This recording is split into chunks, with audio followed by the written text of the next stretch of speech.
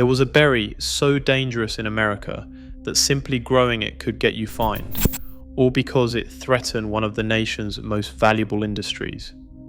For over a century, the federal government ordered currant and gooseberry bushes ripped out, labeling them a menace to white pine forests.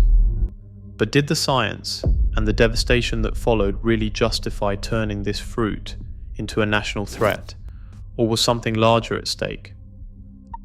A microscopic fungus, Crenatium rubicola, set off the alarm.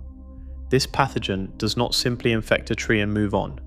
It requires two hosts, white pines and members of the ribes family, like currants and gooseberries, to complete its life cycle. The process begins when spores land on the soft needles of a 5-needle white pine. The fungus invades, spreading through the needles into the branches. Over time, it forms swollen, blister-like cankers that girdle the limbs and eventually the trunk. As these cankers grow, they cut off water and nutrients. The result is dieback, then death. A single infection can kill a mature pine, wiping out decades of growth in a few seasons.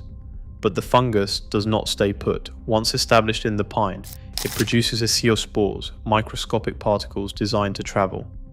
Carried by the wind, these spores can cross tens or even 100 miles, searching for their next target, a currant or gooseberry bush.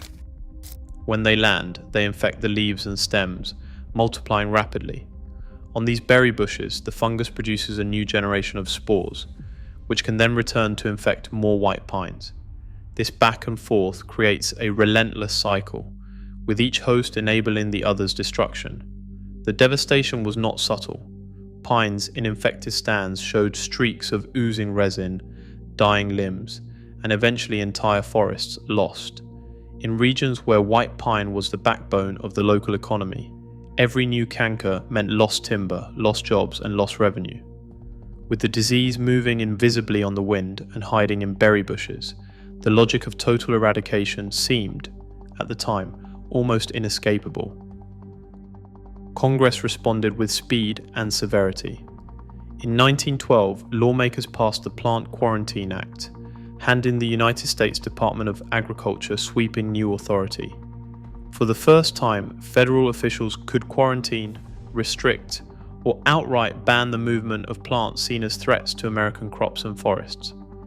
Just months after the act became law, the United States Department of Agriculture invoked these powers to block the import of white pine seedlings from Europe, citing the danger of blister rust. The crackdown did not stop at the border. Federal orders soon restricted the sale, transport, and cultivation of blackcurrants nationwide. The language was unambiguous. These plants were now considered a hazard to public welfare. State governments followed suit, layering their own statutes on top of federal action. Laws across the Northeast and Midwest declared the European blackcurrant, Ribes nigrum, a public nuisance. In Ohio, for example, it became illegal for anyone to possess, plant, or even transport blackcurrant bushes. Similar rules appeared in Connecticut, New York, and Pennsylvania, with some statutes carrying fines for anyone caught with the forbidden plants on their land. The United States Department of Agriculture published technical bulletins and press releases warning that immediate action was needed to protect the nation's timber reserves.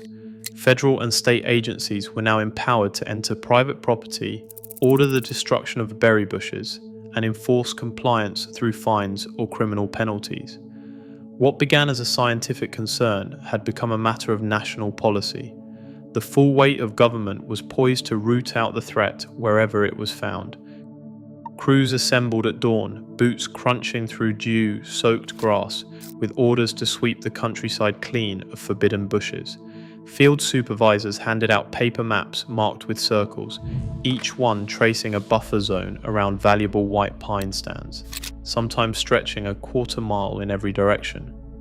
The method was systematic, men spaced 10 to 15 feet apart, moving in parallel lines, eyes scanning for the telltale leaves of a currant or gooseberry. When a bush was found, it was dug out by the roots with a mattock, tossed into a growing pile, and tallied in a notebook. Some crews carried chemical sprayers to finish off stubborn regrowth. Each summer, thousands of acres were combed in this way, with teams returning year after year to catch new seedlings. The work was hard, repetitive, and paid by the day. Seasonal labourers, farmers between plantings, and in some regions, teachers and students on school break. Civilian Conservation Corps camps joined the effort in the 1930s, their enrollees fanning out across public and private lands. Payroll ledgers from the era list names and daily wages, a record of the sheer manpower dedicated to this campaign. In family stories passed down, the memory lingers of government men arriving with shovels and clipboards, determined to leave not a single bush behind. By the 1920s, the campaign against currants and gooseberries had become a fixture of American forestry policy, backed by a steady flow of government funding. The value of white pine stood at staggering heights. By some estimates, the timber industry's annual output topped $1 billion in early 20th century terms. With so much capital at stake, there was little appetite for risk or compromise. State and federal agencies framed the eradication of ribes not as a temporary emergency, but as an ongoing necessity, reinforced year after year in technical bulletins and advisory circulars. These publications laid out strict protocols. Every bush within a set distance of pine stands had to be removed, no exceptions. Extension officers repeated the message in community meetings and newsletters, warning that even a single overlooked currant bush could threaten entire tracts of valuable timber. The machinery of eradication became self-sustaining. Budgets for blister rust control were renewed annually, justified by the need to protect an industry that underpinned local economies across the Northeast and Midwest. Cooperative agreements between the USDA and state forestry boards ensured a constant supply of field crews and supervisors. As long as white pine remained a pillar of regional wealth, the war on currants and gooseberries showed no sign of ending. Even as decades passed and scientific knowledge advanced, institutional momentum kept the campaign alive, with policymakers and agency leaders unwilling to jeopardize the timber revenue that had become a cornerstone of American industry. Across most of the United States, currants and gooseberries have quietly returned to gardens and markets, but the legal map remains a patchwork. In Maine, the law is still unyielding. State statute classifies multiple ribe species, including blackcurrant, redcurrant, and certain gooseberries, as prohibited plants. It is illegal to sell, transport, or possess these berries within state lines, regardless of whether they are grown for food or ornament. The language of the law is clear. Any person found with a forbidden currant or gooseberry bush can face fines and mandatory removal. Other states have loosened their grip, allowing disease-resistant varieties or requiring permits. But Maine's rules stand out for their breadth and severity. Decades after the federal government stepped back, these state-level prohibitions persist, often unchanged. The result is a confusing legal landscape, where a fruit considered a threat a century ago is still, in places like Maine, treated as contraband. Growers in the United States and Canada set out to solve the problem that made currants a target in the first place. By the 1950s, plant breeders at Agriculture Canada and Cornell University released blackcurrant varieties like Consort and Crusader.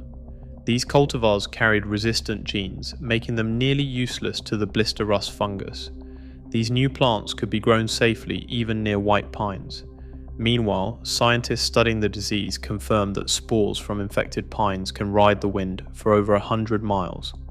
Local eradication, no matter how thorough, could never fully stop the fungus.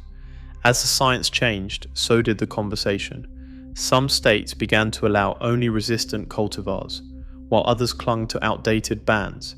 Modern growers, once forced underground, now market blackcurrants as a forbidden fruit, rich in antioxidants with 4 times the vitamin C of oranges. For many, the story of these berries is no longer about fear, but about reclaiming what was lost and questioning whether a century of destruction was ever truly justified. Today, currants and gooseberries are legal in most states, but their legacy remains patchwork and fragile. As food diversity shrinks and climate challenges grow, The choices we make about what is allowed to grow will shape what is left on our plates and in our memories. What would you choose?